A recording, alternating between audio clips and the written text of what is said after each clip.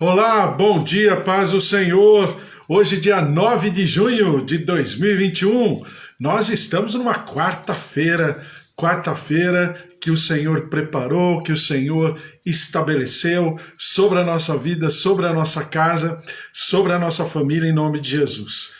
Glória a Deus, porque nós estamos a cada dia lendo uma passagem da Bíblia, falando um pouco a respeito, pensando a respeito das coisas do Senhor. A Bíblia fala que nós devemos pensar nas coisas lá do alto, olharmos para o alto, porque é daquele lugar, do alto, que vem o dom perfeito e toda a boa dádiva do Pai das luzes, como diz a Bíblia. Então, que você esteja com certeza vivendo uma etapa de vida de gratidão, né, de louvor por tantas coisas que estão acontecendo ao nosso redor, haja vista as notícias, a pandemia, os problemas, as dificuldades, mas o Senhor tem nos dado graça. E o Senhor tem nos abençoado, e o Senhor tem feito com que as suas promessas, as suas palavras se cumpram sobre a tua vida, sobre a minha vida, sobre a nossa casa, a nossa família, em nome de Jesus. Glória a Deus. Eu quero agradecer a você que entrou ontem na live especial que nós fizemos à noite, eu conversando com a pastora Mara. A pastora Mara está aqui já conosco, eu conversando com a pastora Mara sobre igreja, e o que significa estar em uma igreja, ser igreja, principalmente em tempos como esses, né? Em tempos de muita diversidade, muitas narrativas, né? Isso é normal agora falar, conflitos de narrativas. A todo momento alguém fala sobre conflitos de narrativas. E nós como igreja também não estamos diferentes, né? Antônio, oi, tudo bem? Paz do Senhor, Deus abençoe Bispo Antônio. Eu falo Antônio, mas depois eu pensei a Bispo Antônio. Bispo Antônio Carlos Tassi. Deus abençoe, um beijo, Bispo Antônio. Deus abençoe o Senhor, tua casa, tua família, Priscila, Suzy, em nome de Jesus. Filhos, netos, a presença do Senhor esteja sobre cada um, em nome de Jesus. Então, é exatamente isso que Jesus aborda.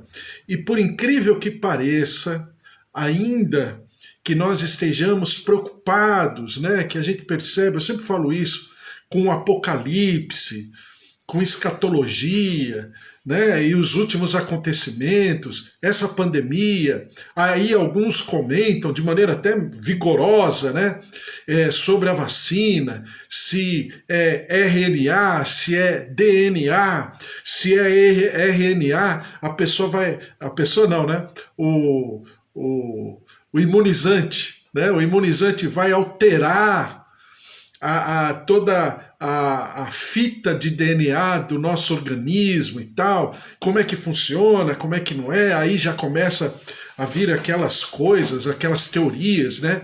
A teoria do tomar conta das pessoas, as pessoas virarem robôs, e porque a leitura ótica e tal, é uma série de coisas. Eu não estou nem dizendo com isso, eu não estou nem concordando nem discordando. Confesso a você que muita coisa ainda eu nem conheço direito, né? Eu gosto de andar em verdade. Tem coisa que eu sei, tem coisa que eu não sei. Vou procurar saber, claro, quando é interessante, mas tem coisa que eu percebo que é uma teoria da conspiração, que às vezes as pessoas falando, a impressão que eu tenho é que elas diminuem, apequenam o Espírito Santo, né? E a pastora Mara estava até conversando com a gente ontem a respeito sobre igreja, que nós devemos valorizar e nos derramar diante do poder do Espírito Santo, sabendo que ele tem toda a condição. Né, pastora Mara? A gente ensina, por exemplo, a Amanda que está aqui, que tem criança pequena, quando a gente está em departamento infantil, por exemplo, de igreja, a primeira coisa que eu sempre fiz e sempre falei, sempre ensinei, é levar a criança a ter experiências com o Espírito Santo, mesmo na tenra idade, com 4, com 3, com 4, com 5, com 6, com 7 anos, na primeira infância ainda, ter experiências com o Espírito Santo. Por quê? Porque é o Espírito Santo que vai nortear, é o Espírito Santo que vai proteger, é o Espírito Santo que vai dirigir, convencer, ensinar, e é o Espírito Santo que vai à frente, principalmente de situações que nós, falando de criança, né? Situações que nós não temos como controlar completamente, né? É como se eu conseguisse controlar uma criança na frente de uma televisão, ficando assim, controlando. Na primeira infância ainda é possível, né? Controlar os programas de televisão, controlar os joguinhos de videogame. A Amanda, que tem criança pequena, sabe muito bem o quanto é difícil controlar aonde vai, com quem fala, o palavreado, o vocabulário, uma série de coisas. Mas isso na primeira infância. Quando a criança começa a sair da primeira infância, entrar na segunda infância, até porque as crianças estão cada vez mais adultas, né, precocemente adultas, pelo ambiente, pelo meio, e nós como pais, muitas vezes, sem querer, incentivamos esse, entre aspas, crescimento nem sempre saudável da criança, né? Então é lógico que o Espírito Santo tem uma sabedoria, um entendimento muito maior, muito mais abrangente, muito mais profundo do que nós, até mesmo como educadores, como pais, como pastores, como servos do Senhor e instrumentos de Deus na vida dessas crianças. Então é bom sempre ensinar e é bom levar as crianças a conhecerem, a terem experiências com o Espírito Santo, orar em línguas, mesmo na tenra idade, mesmo na primeira infância, dentro, claro, de maneira lúdica, de maneira a elas terem toda a experiência delas, mas é muito importante, principalmente em tempos como esses. Então, voltando a essa situação e essa condição, assim como está para a criança, assim para nós adultos a mesma coisa. Porque é o Espírito Santo que vai trazer do discernimento, do entendimento, da sabedoria, nos revelar quem é aquela pessoa que está conversando conosco, né? Porque muitas vezes tem aparência, mas não é, né? Como dizem, parece, mas não é, que é o que Jesus exatamente trata no livro de Mateus, capítulo 23. Então, quando nós nos propomos a ler de maneira linear, carreirinha, a palavra do Senhor, de maneira seletiva, sistemática, todos os capítulos, todos os versículos, é exatamente para nós termos esse hábito saudável, né? A Mara, que gosta da cultura oriental, como eu também gosto, nós sabemos que tudo na cultura oriental, aquilo que para nós é uma prática, é um hábito, na cultura oriental geralmente eles chamam de ritual, né? Então tem o ritual do chá, tem o ritual da manhã, tem o ritual da hora vespertina, do anoitecer, tem o ritual. A gente chama de rotina, a gente chama de hábito. Então nós temos que ter esse hábito de pensar, de ler, parar. Ainda que você não pare comigo aqui agora, nesse momento, às 10 e pouco da manhã, de uma quarta-feira, do dia 9 de junho, mas você pode parar em outro momento da tua agenda diária, mas pare, pense, ore, clame.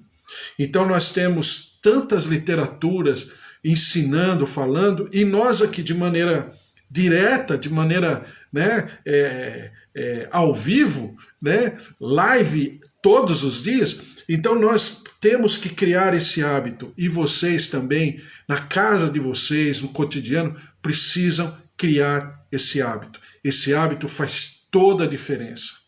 Sem religiosidade, sem atacar ninguém, sem falar de A ou de B, mas colocar a palavra do Senhor como evidência na tua vida. Isso é muito saudável e faz a diferença, principalmente em momentos como esses. Mateus capítulo 23, versículo 1. Então, mais uma vez eu quero te agradecer pela tua presença, virtual, mas a tua presença, todos vocês que estiveram conosco, eu, a pastora Mara, Bispo Antônio também que estava lá, orando, intercedendo, todo o pessoal que estava junto na técnica, e isso foi uma grande bênção, pena que a gente muitas vezes erra, né? Eu então sou ignorante em internet, em equipamentos, computador, celular, rede social, mas a gente está caminhando, a gente vai aprender, né? Pastora Mara vai ser uma grande bênção em nome de Jesus.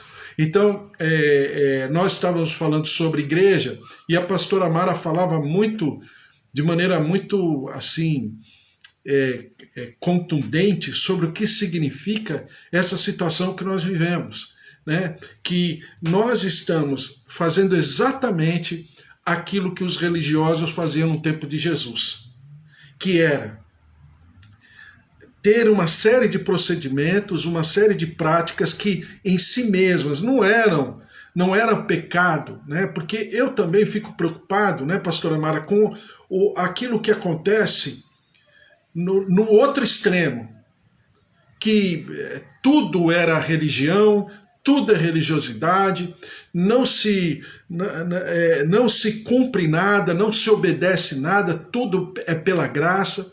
Então não é bem assim. Então vamos trabalhar a coerência, o bom senso. Então vamos lá. Mateus 23, versículo 1 diz assim: Então falou Jesus às multidões e aos seus discípulos: Na cadeira de Moisés se assentaram os escribas e fariseus. Deixa eu só falar para você o que acontece nessa cultura. Verdade, todo extremo destrói. Com certeza, todo extremo destrói. Então, na cultura judaica, a cadeira de Moisés, em via de regra, era colocada na sinagoga. E quando o mestre, o rabino, o rabi, chegava a um nível, né, de experiência com a palavra de Deus, com a lei de Moisés, com a tradição rabínica, com a Mishnah, como eles dizem, com o Talmud. Então o que acontece? Eles tinham um ritual, que era um ritual onde esse mestre, vamos chamar sênior, né? Esse mestre sênior subia a um nível mais, vamos dizer, mais extremo, mais consistente na sua caminhada como mestre, como rabino. Então ele se transformava em chefe da sinagoga ou chefe dos rabinos. E você tem essa história, por exemplo, na pessoa de Jairo, né? Jairo, quando pede para o Senhor Jesus curar a sua filha que estava morrendo. Então, essa pessoa recebia o óleo da unção numa cerimônia, com todos ao redor. Essa pessoa recebia e ele tinha o direito, a partir daquele momento, da sua constituição, de assentar-se na cadeira de Moisés. E a cadeira de Moisés ficava reservada lá na sinagoga para pessoas, não era qualquer rabino, era o mestre, aquele que estava por sobre os outros mestres, face àquilo que ele expressava, o seu conhecimento, a sua profundidade, né, na palavra de Deus, na lei mosaica. Então essa pessoa subia. É por isso que Jesus está falando da cadeira de Moisés. Na cadeira de Moisés se assentaram os escribas e os fariseus. Fazei e guardai, pois tudo quanto eles vos disserem, porém não os imiteis nas suas obras, porque dizem e não fazem. Eu insisto naquilo que eu comecei a falar ontem. Jesus não está recriminando o que eles ensinam. Jesus está recriminando eles. Sempre é bom, sempre é importante, principalmente para nós, a pastora Mara estava falando de igreja, principalmente para nós que conhecemos o Evangelho, sempre é importante a gente saber discernir entre aquilo que é da parte de Deus, que vem da parte de Deus e muitas vezes através dos seus instrumentos, dos servos de Deus, daquilo que é a limitação do homem. Então, e tem uns que até já se utilizam disso também para poderem alimentarem as suas deformações, né? Então ele fala, eu não acredito em homens, eu não sirvo a homens, como se o homem não fosse um instrumento de Deus dentro daquele contexto. Então, é por isso que eu falo que sempre é bom estarmos dirigidos pelo Espírito Santo, porque o Senhor levantou homens exatamente para ser instrumentos dele. Ele não vai descer, ou ele não vai enviar um anjo, não obstante ele poder descer a hora que ele quiser, e não obstante ele poder enviar um anjo quando ele quiser. Não é isso. Mas a Bíblia fala que os anjos gostariam de fazer aquilo que nós fazemos, mas que lhes é impedido por nossa causa. Então existem responsabilidades que são nossas. Então essa situação que as pessoas falam, eu não sirvo a homem, sirvo a Deus. Ué, como é que vai fazer então? Né? Porque os homens, a comunhão, o andar em comunidade, em congregação é necessário. Então como que faz? Deus não virá buscar você individualmente falando, nem eu. Ele vem buscar a igreja, o noivo que vem buscar a noiva. Então Deus trata no coletivo como se fosse um, como dizem, mas também Deus trata um como se fosse no coletivo. Então é lógico que isso é necessário, importante e precisa ser destacado.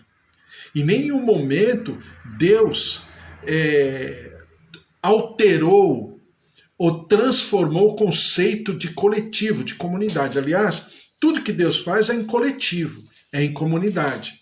Até haja visto o que acontece com a própria Trindade, né? O Deus triúnico, uma unidade composta, Pai, Filho e Espírito Santo. Então, o que Jesus está falando aqui? Façam o que eles estão ensinando, mas não façam o que eles fazem. Por quê? Porque eles próprios não observam. Atam fartos pesados e difíceis de carregar, e os põem sobre os ombros dos homens. Entretanto, eles mesmos nem com o dedo querem movê-los. Praticam, porém, todas as suas obras com o fim de serem vistos dos homens, pois alargam os seus filactérios. Filactério vem do grego, né, que chama proteção. Daí alguns se utilizarem daquilo, eles amarravam no braço esquerdo, né, uma caixinha de couro, e geralmente nessa caixinha de couro tinha as passagens, principalmente de Deuteronômio 5, Deuteronômio 6, que fala sobre amar a Deus sobre todas as coisas. Então eles atavam, colocavam num pergaminho enroladinho, dobradinho, bonitinho, e colocavam naquela caixinha e amarravam. Então, durante o dia, várias vezes, eles faziam a leitura desses textos. E eles também colocavam na testa. Principalmente, os judeus mais ortodoxos faziam isso. As franjas, eles deixavam muito grande, e a franja seria aquilo que nós temos hoje, para compararmos, dentro do nosso mundo ocidental, aquilo que a Igreja Católica tem no terço. Né? É a mesma coisa, eles se utilizavam da trança para poder lembrar das orações e de cada tipo de oração conforme as franjas. E eles alongavam a franja e chegavam a passar uma costura da franja na roupa, para dizerem que a franja era muito grande, que eles eram muito santos. Depois diz assim, e alongam suas franjas, amam o primeiro lugar nos banquetes e as primeiras cadeiras nas sinagogas, as saudações nas praças e os serem chamados mestres pelos homens. Vós, porém, vós, porém, não sereis chamados mestres. Aqui também, eu já vi os dois lados da moeda, né? As pessoas que falam que tem que ser chamado mestre, olha, eu sou um pastor, eu sou um apóstolo, eu sou um bispo, hoje em dia tenho patriarca, né? Eu sou um patriarca, eu sou um profeta, eu sou... E aí a pessoa coloca esse título como se fosse uma prerrogativa de uma santidade. Uma prerrogativa da pessoa se propor a se colocar sobre a outra. A autoridade não é para ficar sobre a outra pessoa. A autoridade do Senhor é para estar em favor da pessoa, é diferente. Vou repetir, a autoridade, biblicamente falando, não é para a pessoa se colocar sobre a outra. Eu sou maior, você é menor. Como os discípulos pensavam, religiosamente falando, todo mundo pensa assim. Mas não é assim no reino dos céus. Aí é que está a diferença. Na lógica de reino, eu não sou autoridade sobre a outra, mas eu estou em autoridade em favor da outra. Eu estou em autoridade para servir a outra. Eu estou em autoridade para enxergar no outro as suas qualidades, exatamente como Deus enxerga. Até mesmo na exortação, Jesus, a gente tem lido esses dias, eu até li ontem à noite com a pastora Mara, sobre Apocalipse capítulo 2, sobre a igreja de Éfeso, de que o Senhor fala, conheça as tuas obras. Ele não chegava com os 2 pés no peito, em outras palavras, mas ele ia conversando, ele exaltava a qualidade, e depois, no meio, ele exortava, e no final, ele voltava a reconhecer as qualidades. Quer ver? Só para você lembrar, eu não vou entrar propriamente dito no texto, mas só para você ver como que o Senhor Deus trata a gente. Diz assim, conheço as tuas obras, tanto o teu labor como a tua perseverança, e que não pode suportar homens maus, e que puseste à prova os que a si mesmos se declaram apóstolos e não são, e os achastes mentirosos. E tens perseverança e suportaste provas por causa do meu nome, e não te deixaste esmorecer. Então Jesus está falando de tudo aquilo que pontua um caráter da igreja de Éfeso. O Senhor está reconhecendo. Olha, você fez isso, você fez aquilo e tal. No meio do caminho ele fala, tenho porém contra ti que abandonaste o teu primeiro amor. Lembra-te, pois, de onde caíste, arrepende-te e volta à prática das primeiras obras. Senão, venho a ti e moverei do seu lugar o teu candeeiro, caso não te arrependas. Aí depois volta. Jesus coloca no meio do caminho uma exortação, depois ele volta a reconhecer as qualidades da igreja. Tens, contudo, a teu favor, que odeias as obras dos nicolaítas, as quais eu também odeio. E olha Jesus falando, olha, eu também, puxa vida, olha o que vocês estão fazendo. Eu também odeio. Vocês estão comigo nessa.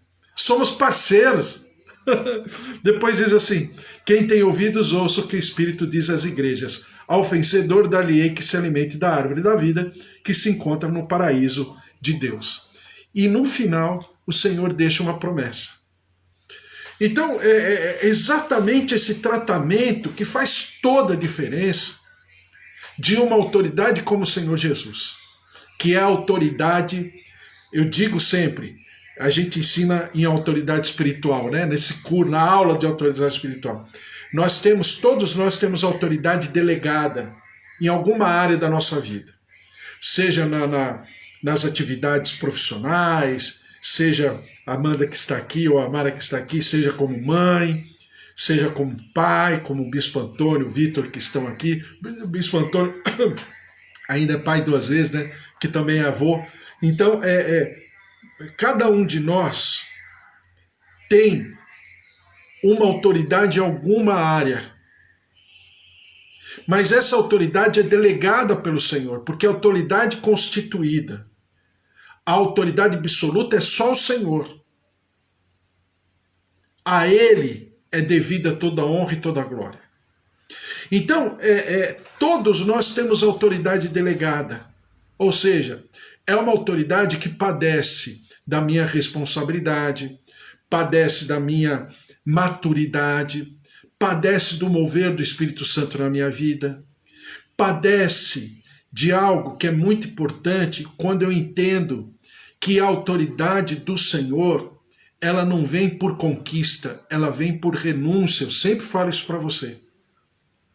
Então, a autoridade não é sobre o outro, mas é em favor do outro. eu vou servir ao outro com a minha autoridade. É a mão completamente inversa do mundo, da lógica humana, mas a lógica de Deus. É por isso que tem aquele livro que eu sempre falo para você, né? O Reino de Ponta Cabeça. Por quê? Porque é de ponta cabeça. É totalmente diferente. E quando eu vejo as pessoas, as igrejas, e a Mara estava conversando a respeito, a gente vê que as pessoas carregam essa lógica humana para dentro da igreja. Por exemplo, a meritocracia. Eu acho muito discutível, não obstante saber que no mundo existe a meritocracia, que não tem, de maneira humana, como medir uma pessoa, senão pelos méritos. Tá bom, tudo bem. No mundo existe. Eu também não quero enfiar goela abaixo no mundo numa lógica que tem aquele que serve ao Senhor, que tem o discernimento, que tem a revelação do Espírito Santo. Então, tudo bem. Mas achar que no reino dos céus a meritocracia ela é pontuada ou ela é observada, não existe essa situação. Haja visto o que acontece com os trabalhadores da hora 1/10. Então nós, quando lemos textos como esses, precisamos entender o sentimento do texto, porque senão a gente é levado para um lado ou levado para o outro. E não tem nenhum nem o outro lado, tem a verdade, tem o equilíbrio da verdade. Então, aqui ó, vós porém não sereis chamados mestres. Então Jesus está falando contra alguém que chama o outro de mestre? Não. Ele está falando contra alguém que usa o título como algo, né, vamos dizer assim, de trono, de adoração, de idolatria, né? Quando essas pessoas têm que entender por que elas são mestres. Então a questão era o sentimento, era a questão do coração. Não do título em si, não da roupa em si, não do tamanho da franja em si. Era uma prática judaica. Jesus era judeu e nem em um momento Jesus falou contra o judaísmo. Então, eu preciso trabalhar isso. Então, ser chamado de mestre porque há um só mestre, claro. Ele é o mestre supremo. Ele é o rabino supremo, sempre será. Mas ele coloca rabinos, ou seja, mestres, que sejam reflexo dele, reverberem a sua didática, a sua maneira de ensinar, e sejam mestres também. Mas isso não precisa ser nenhuma soberba, nada disso. Apenas é um mestre. Então vamos lá. A ninguém sobre a terra chameis vosso pai, porque só um é vosso pai. Lembre-se que mestre e pai, discípulo e filho, eram singulares na lógica judaica. Então, alguém chamar de mestre estava em outro, vamos dizer, de maneira emocional, chamando de pai, sim. Era errado? Não era errado. A questão era quando a pessoa enfiava a goela abaixo. Olha, eu sou teu pai, você tem que me obedecer.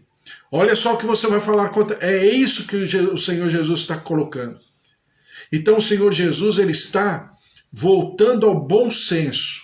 Diz aqui, aquele que está nos céus, nem sereis chamados guias, porque um só é vosso guia. O próprio Paulo é chamado em alguns momentos, nas cartas, nas suas epístolas, de guia, daquele que direciona, que vai à frente. Né? O próprio Paulo fala, olha, se vocês me imitarem, vocês vão prosperar, porque eu imito a Cristo.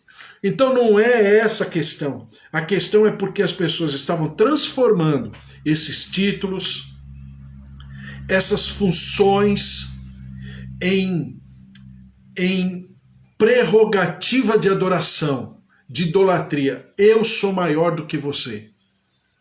E isso no reino dos céus é vedado, porque o Senhor Jesus fala que o maior será menor e o menor será maior. E ele, quando ele fala sobre João Batista, a gente já conversou sobre João Batista. Ele fala exatamente isso. Poxa, quem era João Batista?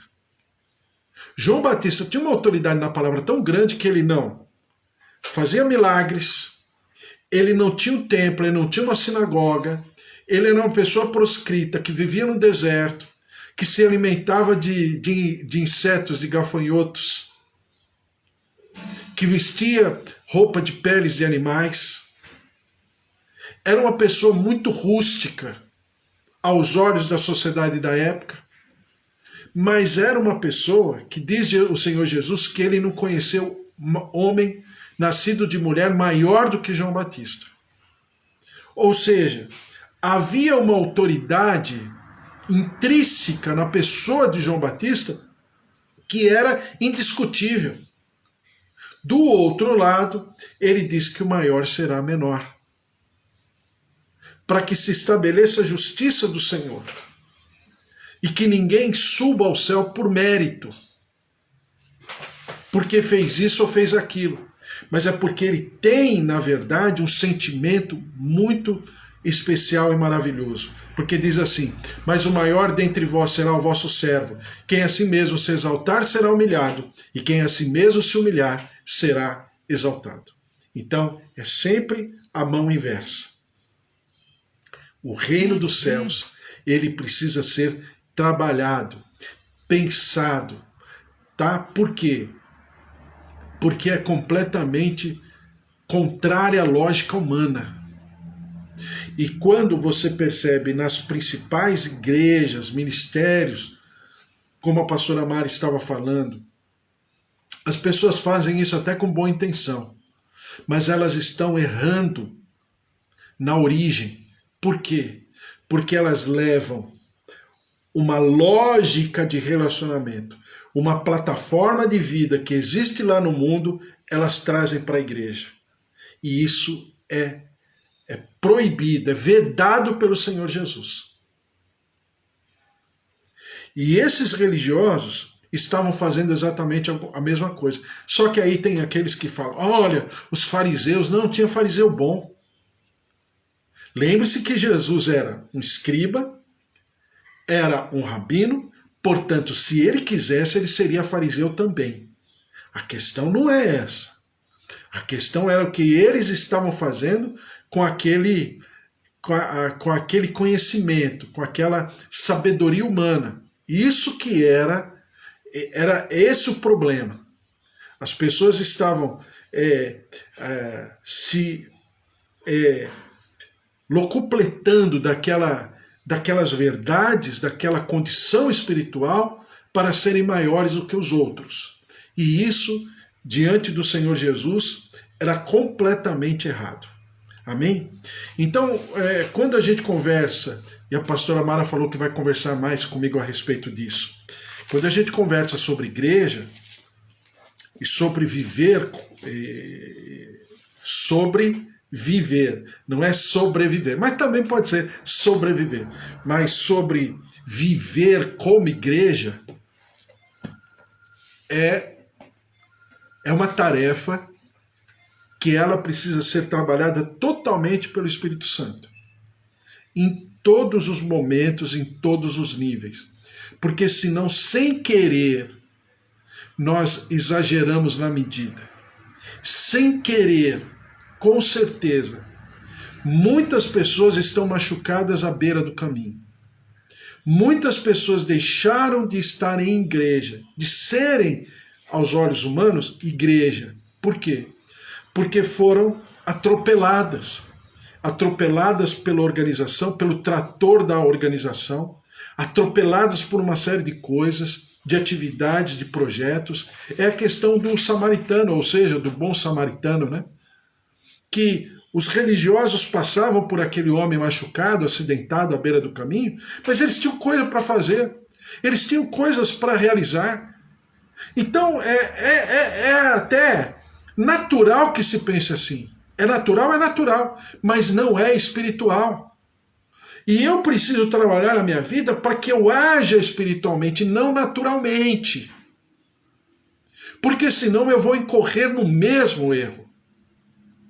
Então nós, como nossa comunidade aqui virtual, a nossa igreja sem paredes, nós precisamos trabalhar isso todos os dias. É uma disciplina, é um processo, É um trabalho árduo, porque senão nós estaremos fazendo exatamente o que os outros estão fazendo. E veja que uma esmagadora maioria de todos esses que fazem hoje não começaram assim. Eram sinceras. Eram pessoas muito... tinham uma boa intenção. Tinham sinceridade. Mas se perderam no meio do caminho. E se transformaram em ministérios acéfalos. E ministérios que tem que trabalhar, tem que fazer, tem que acontecer, tem que realizar, tem meta, tem realização, tem cumprimento, tem não sei o que lá, e tem a agenda, e tem o horário disso, tem o horário daquilo, vamos fazer aquilo, vamos fazer o outro. E aquilo vira uma coisa tão necessária que as pessoas não conseguem viver sem aquilo. E no meio do caminho, como a Mari estava falando, existem as ovelhas do deserto, né? As ovelhas que estão enfraquecidas, fragilizadas, poxa, essas pessoas são as primeiras a sofrerem. Então Jesus está preocupado exatamente com isso que estava acontecendo e em que nível estava. Estavam num nível tão forte que exatamente aquilo que eles falavam, né? Que se eles vivessem na época dos seus pais, junto aos profetas Jeremias, Isaías, Ezequiel. Ezequiel, eles tinham um certo pé atrás com Ezequiel. Mas os outros, Jeremias, Isaías, principalmente os fariseus e escribas, eles não fariam aquilo que seus pais fizeram. E Jesus fala, enganam-se vocês. Vocês fariam exatamente a mesma coisa que vocês estão fazendo comigo. Jesus falando dele. Vocês estão fazendo comigo a mesma coisa. Não é diferente. Vocês não estão me ouvindo. Vocês não estão aferindo aquilo que eu estou falando. Vocês não estão me reconhecendo como Messias. Vocês não estão tendo entendimento que eu sou o cumprimento da própria lei, da própria palavra. Exatamente o que gerações anteriores fizeram. Fecharam os ouvidos, fecharam os olhos e viveram e sofreram o resultado de todas essas atitudes. Então nós, como igreja, precisamos resgatar, trabalhar, não apenas sobre as nossas vidas, mas reverberar, refletir sobre aqueles que estão ao nosso redor. A tarefa é muito grande, o trabalho é muito grande. Por quê? Porque tem muita gente achando que servir a Deus estava servindo uma igreja. E pior ainda, não estava servindo uma igreja, mas estava servindo uma organização. Pior ainda, não estava servindo a Deus, nem uma igreja, nem uma organização. Estava servindo a algumas pessoas que chamam isso de visão, mas na verdade são métodos. Métodos de desenvolvimento, de crescimento. É de todo ruim? Não, não é ruim. Mas precisa tomar cuidado, porque esse tipo de situação as empresas lá fora também fazem. Tem, como é que chama? Tem até um termômetro de medição profissional. Como é que chama, Amanda? Score, um negócio assim em inglês, né? Tem até e as pessoas usam essa palavra nas igrejas, tem que ter. Aí você é elevado a nível 3, a nível 2, a nível 1, a sênior, é isso, é aquilo e tal. Então existe toda, né, tem toda uma, como é que é? Um plano de carreira. A igreja, a casa do Senhor, o reino dos céus, não tem nada a ver com isso. Não tem nada a ver. E ao mesmo tempo, isso acontece tanto nas pentecostais ou neopentecostais, mais nas neopentecostais, e nas históricas, estou vendo aqui a minha tia Rosália, nas históricas acontece de uma outra maneira, mas também acontece, né? Infelizmente, às vezes tem igrejas que aferem, né? Não que não deve ser trabalhado isso, mas de uma maneira muito sábia, aferem como é que fala? O resultado de um pastor, para ver se aquele pastor vai permanecer por mais, entre aspas, um período naquela igreja ou não. E aí determinam, fulano vai embora. E aí o pastor vira funcionário das pessoas. Ele não é mais servo de Deus, ele é funcionário das pessoas. Então isso acontece também. Então, tanto um lado como o outro, que até o Serasa usa para medir se as pessoas são boas pagadoras. É isso mesmo, é score. Eu acho que é score o nome. Alguém que sabe inglês depois me fale, aí amanhã eu me corrijo, mas eu acho que o nome é score. Qual o teu score? Como é que você está indo? Qual o teu nível de aferição? Como se ele fosse um funcionário de uma empresa. Na empresa é natural que se faça, meritocracia? É natural. Tá bom. Não tem, às vezes, como aferir de outra maneira. Na obra de Deus, no ambiente, desculpe, falar assim, parece que eu estou ofendendo, mas no ambiente celestial, profeticamente celestial, eu agir da mesma maneira, desculpa, não é a doutrina que eu creio, não é a palavra que eu prego. Pode ser de outra pessoa, não é comigo. Eu nunca, eu me proíbo de enxergar uma pessoa dessa maneira. Por quê? Em nenhum momento Jesus se enxergou assim. Em nenhum momento. Fosse mestre, fosse sacerdote, fosse leproso, fosse prostituta, fosse publicano, fosse estrangeiro, Jesus enxergava pelo sentimento. Quem era aquela pessoa? Qual era a oferta que aquela pessoa, aquela mulher que derrama aquela essência, aquele bálsamo, sobre Jesus, ele não está vendo a capivara, desculpa, é que aqui a gente na Zona Leste chama a vida pregressa de uma pessoa de capivara. Ele não está vendo a capivara da pessoa. Ele está enxergando o coração. Mas essa pessoa é prostituta. Mas esse cara é um criminoso. Mas esse cara é um maldito. Esse cara é isso e aquilo. Eu quero ver o sentimento, o arrependimento, o quanto essa pessoa está se derramando diante do altar do Senhor. É isso que importa. É isso que faz a diferença. Haja vista as duas figuras dos ladrões ao lado de Jesus, tanto o primeiro ladrão como o segundo ladrão. Jesus não estava interessado com a capivara, o quanto aquela pessoa era criminosa, o quanto quais os crimes de altíssima periculosidade que aqueles criminosos tinham cometido para estarem ali. Jesus estava interessado no coração, na disposição daquela pessoa em se humilhar e principalmente reconhecer aquele que estava sendo crucificado junto com eles. E nós, como igreja, precisamos resgatar toda essa situação em nome de Jesus. Amém? Vamos orar, colocar tudo isso diante do Senhor. Já falei demais. Em nome de Jesus, amanhã tem mais. Em nome de Jesus. Vamos orar, colocar tudo isso diante do Senhor e sermos uma igreja, vivermos como igreja. Isso que nós vivemos aqui é uma igreja. Mas eu estou distante. Tudo bem, mas de coração você está junto. Bem-aventurado aqueles que não verem e crerem. Porque o Senhor Jesus, durante toda a sua estadia, ele provava que aqueles mais próximos nem sempre estavam próximos. Que aqueles mais distantes nem sempre estavam tão distantes assim. Vamos orar. Senhor, nosso Deus, nosso Pai, nós colocamos tudo isso diante do teu altar. Nós queremos viver como igreja, como família, como congregação, como comunhão, como diz a tua palavra, e o Senhor deseja que vivamos assim.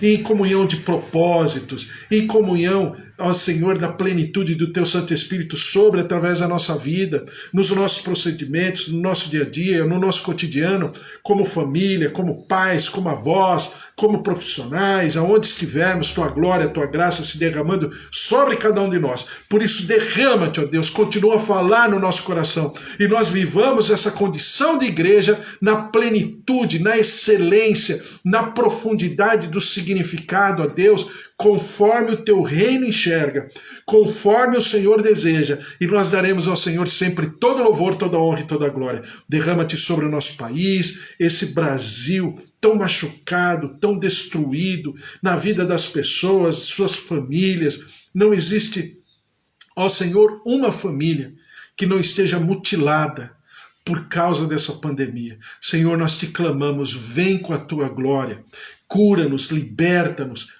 Age, ó Deus, faz o bem. Derrama-te, nós repreendemos essa segunda onda, nós repreendemos a possibilidade da terceira onda, colocamos diante do teu altar pela tua misericórdia, pela tua compaixão, derrama-te sobre o nosso país, e nós daremos sempre ao Senhor todo louvor, toda honra e toda glória, perdoando-nos nos nossos pecados, perdoando-nos na nossa iniquidade, perdoando-nos na nossa transgressão, e nós como igreja, perdoando-nos, ó Deus, porque sem querer, e muitas das vezes, nós fizemos como esses religiosos. Ao invés de aproximarmos Jesus, nós distanciamos Jesus daqueles que deveriam conhecer a Jesus como Senhor e Salvador. Tem misericórdia, perdoa-nos como igreja.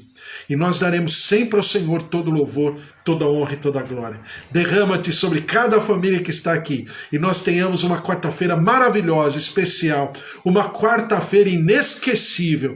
Porque o Senhor interferirá. Porque o Senhor se manifestará. E o Senhor pavimentará caminhos de sucesso e prosperidade. E nós daremos sempre ao Senhor todo louvor, toda honra e toda glória em nome de Jesus. Amém. Amém. Que o amor do Deus Pai Todo-Poderoso que fez o céu e a terra e a vida vitoriosa em Jesus Cristo e as consolações do Espírito Santo da promessa estejam sobre a tua vida, a tua casa, a tua família, os teus queridos em nome de Jesus. Porque se Deus é por nós, quem será contra nós? Se o Senhor é o nosso pastor, de nada nós teremos falta. Uma quarta-feira maravilhosa, especial. Dê o teu like, entre lá no Instagram, no Facebook, dê o teu joinha, coloque teu coração, me ajude. Vamos andar, vamos produzir, vamos reproduzir e vir pela internet aos teus queridos e nós vamos caminhando e vamos desenvolvendo uma linha de raciocínio, que é o quê? Sermos a projeção do reino dos céus aqui na terra. E nós daremos sempre ao Senhor todo louvor, toda honra e toda glória em nome de Jesus. Um beijo para você, até amanhã às 10 horas. Fica na paz. Tchau, tchau. Beijo, tchau, tchau.